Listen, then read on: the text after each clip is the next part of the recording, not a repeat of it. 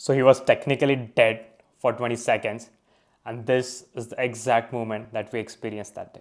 Hi, I'm Dr. Devish. I'm cardiologist resident at Jayadeva Hospital, Bangalore, and this is a story of a middle-aged man who was brought to our casualty in an unresponsive state. So that day, I and Akshay were in casualty duty, and a 60-year-old gentleman was brought by 4-5 relatives in totally unresponsive state. His pulse and BP was not recordable. Pupils were dilated and there was an utter chaos in the casualty. And remember, your ACLS guidelines go out of the window in actual reality.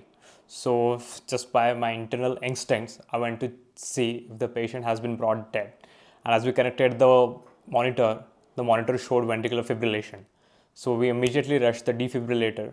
We shocked the patient and then the rhythm came back. I was about to intubate the patient, but he started showing some response. And when we saw the ECG on monitor again, it was showing STEMI. And immediately the pulse came back, so did the patient. Patient became so aggressive that he just started removing all leads, started yelling, started shouting at attenders. In all of this, we calmed down the patient by giving him some local sedation. By this time, he again developed 4 to 5 episodes of continuous MMVTs or polymorphic VTs. So we shocked him again and again. We gave him adrenaline, atropine, amiodarone, magnesium sulfate, calcium gluconate. And after 4 to 5 CPR cycles and shock cycles, we had achieved a complete ROS. But remember, by this time, the patient was sedated. So we rushed him to the thrombolysis ICU. We started immediate thrombolysis by taking the consent and asking the brief history. Intubated the patient for protection of the airway. And since I was a casualty resident, I had to go back and see the casualty.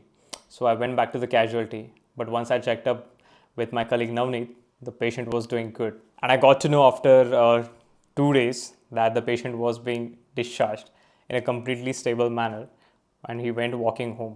And when I heard that news, it's this fraction of a seconds that you feel very, very fulfilled about the profession, and everything and your struggles start to seem secondary. So shout out to all the doctors who are saving countless lives every day just because they chose to do it.